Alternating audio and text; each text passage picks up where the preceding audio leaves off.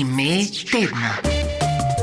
Na Valu 202. Je Janez Vrečko eden vodilnih slovenskih kosovelologov, ki je pripravil vsebinsko zasnovo nove postavitve v prenovljeni Kosovelovi domačiji v Tomaju pri Sežani, nedavno pa izdal tudi knjigo Čas je prostor, v kateri Kosovela predstavlja kot velikega poznavalca moderne znanosti, zlasti fizike. Janez Vrečko, lepo pozdravljeni in čestitke za naziv ime tedna. Lepo pozdravljeni tudi vi in hvala lepa za čestitke. Predali so mi informacijo, da vas motimo na dopustu, drži? Ne, ni čist res, ker dejansko sem sicer na morju, ampak hodim predavati še vedno ali v Koper ali v Tomaj in kam drugam, kjer ljudje želijo čim več zvedeti o Srečku Kosovelu. Kaj pa sicer brez Kosovela gre vsaj na dopustu, ko ste na čisto pravem dopustu, nedelovnem? Po mojem mnenju ne, zato ker me Kosovel spremlja že leta in leta, potem ko sem se po dolgih letih prenehal ukvarjati z antično tragedijo in s homerskim epom. In moram reči, da se v Kosovelovi družbi zelo dobro počutim. Pred 40 leti približno ste izdali prvo knjigo o Srečku Kosovelu, tako da to, kar ste pravkar dejali, še nekoliko podkrepim, nekoliko časa se že z njim ukvarjate, zares dobro torej ga poznate. Janez Vrečko, povejte, kolikšen del njegovega pesniškega opusa pa znate na pamet? Kar nekaj znam na pamet, predvsem pa znam na pamet številne citate iz njegovih pisem, iz njegovih dnevniških zapiskov in tako naprej, ki so ob poeziji gotovo izjemnega pomena za razumevanje Kosovela in njegove, recimo, izjemno pomembne vloge v evropski literaturi 20. stoletja. Spraševal sem vas nekoliko tudi oziroma vsaj namigoval na to, da prebirate bržčas Kosovela tudi med dopustom. Pa če nekoliko se premakneva zdaj k Srečku Kosovelu in spregovoriva še o njegovem življenju, o njegovem delu, v koliko jezikih in kaj je pa denimo bral Srečko Kosovel?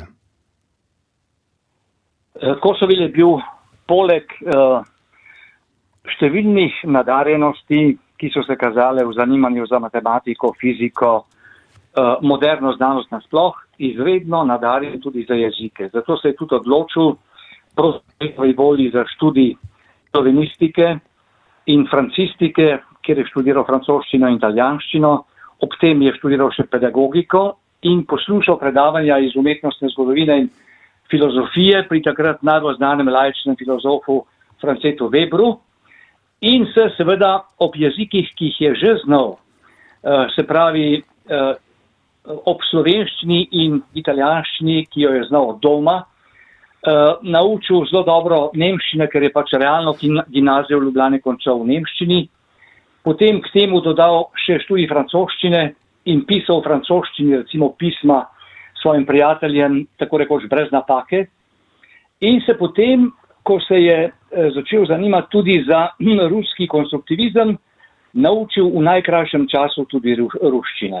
Tako da je lahko rečemo bral in pisal v 6 jezikih in bil dejansko seznanjen s stvarmi, ki so se včeraj zgodile v Berlinu ali v Parizu, že danes o pomoči svojih prijateljev seveda, ker zanj pač prebiranje originalov, teoretskih, poetskih in drugačnih, filozofskih, ni bil nikakšen problem.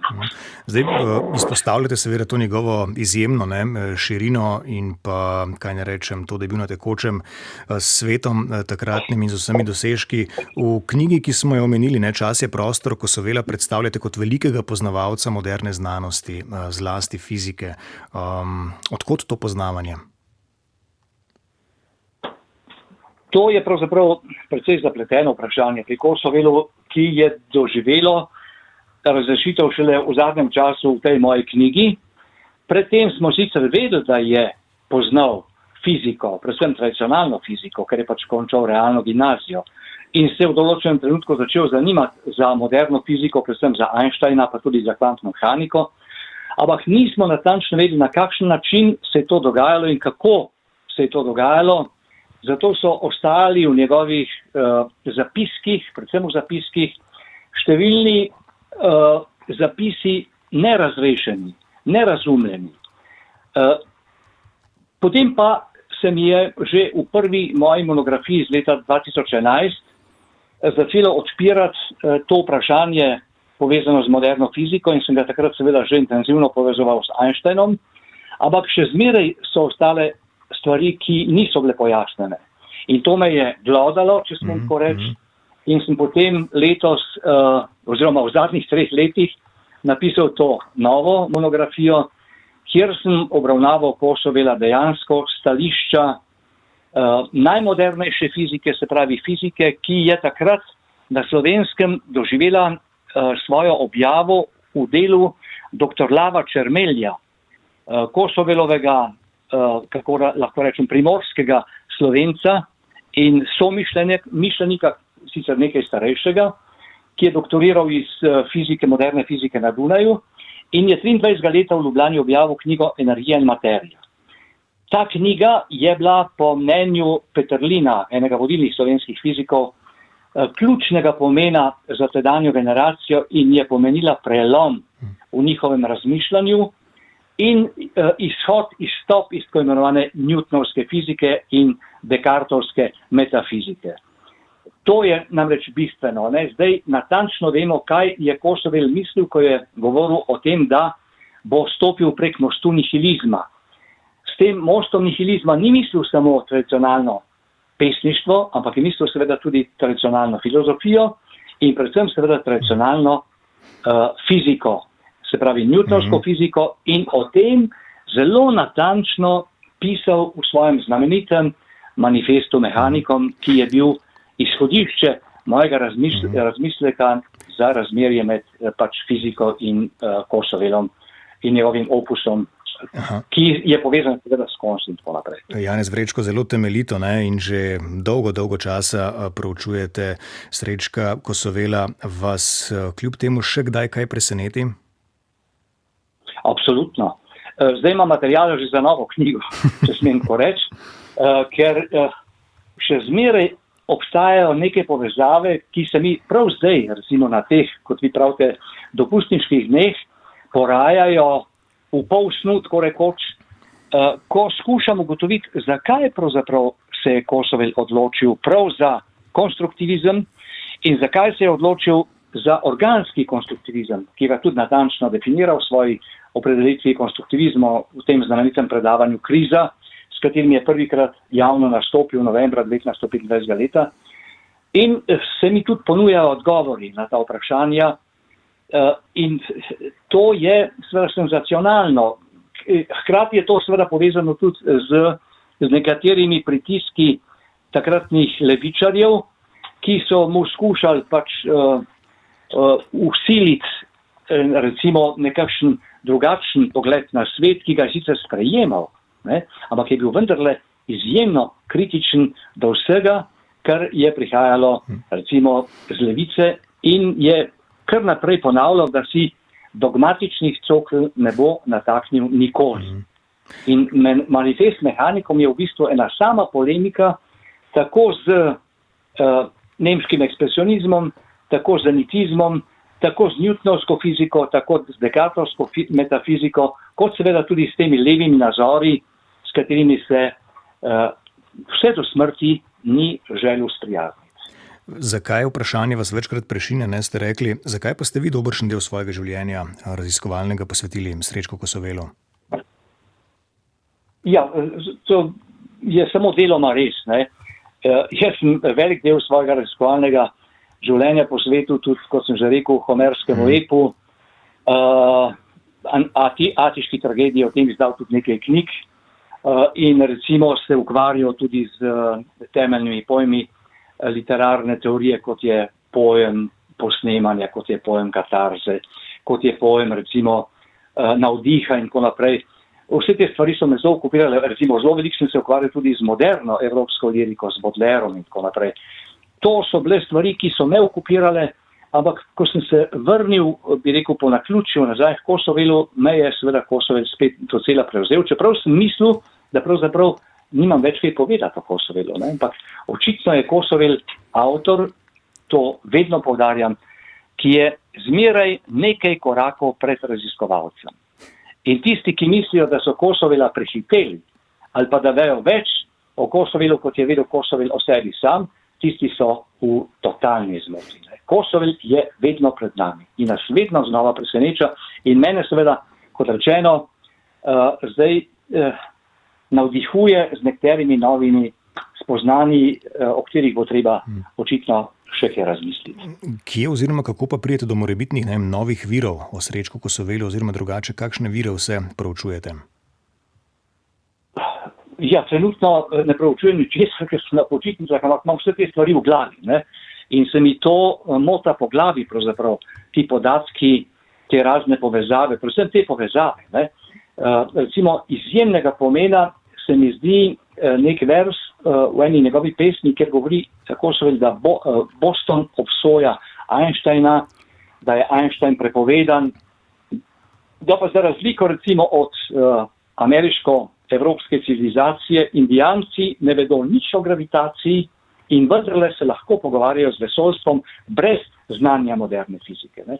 To je bilo zdaj za mene eno novo izhodišče, en nov velik izziv, kako razložiti ta nenadni Kosovelov obrat k moderni fiziki.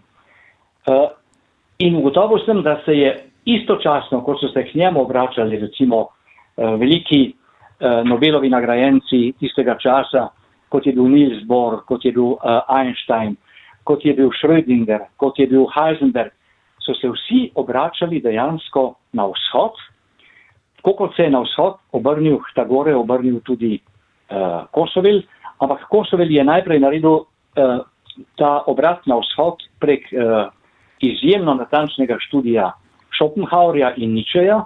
Schopenhauerja, ki se je dejansko obrnil k indijski filozofiji, Nietzscheja pa, ki se je obrnil v bistvu k grški filozofiji oziroma predsokratskemu grškemu svetu.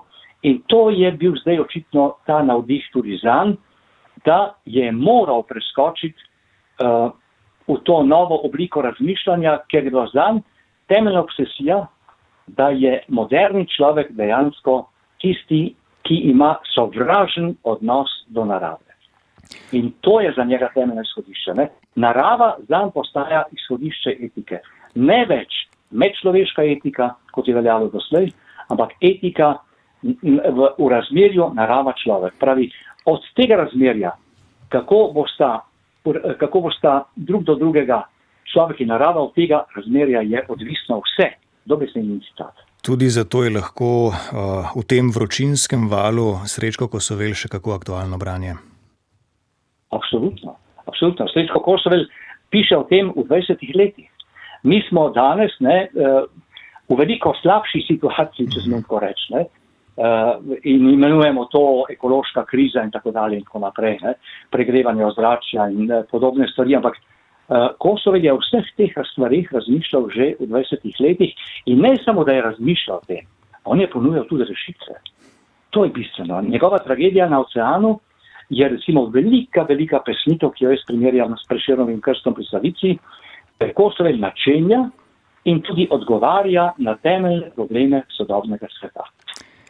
Marsikaj so že dognali, ugotovili, marsikaj je že zapisano, le prebrati in poskušati razumeti je treba. Janez Vrečko, eden vodilnih slovenskih kosovelologov, ime tedna na Valu 202. Hvala lepa za tale pogovor, vendarle vam želim tudi kaj premora, predvsem pa še veliko uspešnega dela tudi v prihodnje. Najlepša hvala za ta intervju, za povabilo in za to, da sem se znašel v eminentni družbi dveh tako uglednih kandidatov za vaše ime tedna. Na eni strani je to ta gospod, ki se ukvarja z Mariborske univerze, sem pozabil ime, ki se ukvarja z robotiko, in na drugi strani recimo mlada pisateljica. Zelo sem počaščen, da sem lahko bil v tej družbi in hvala še enkrat za pogovor z mano. Hvala za pogovor in srečno.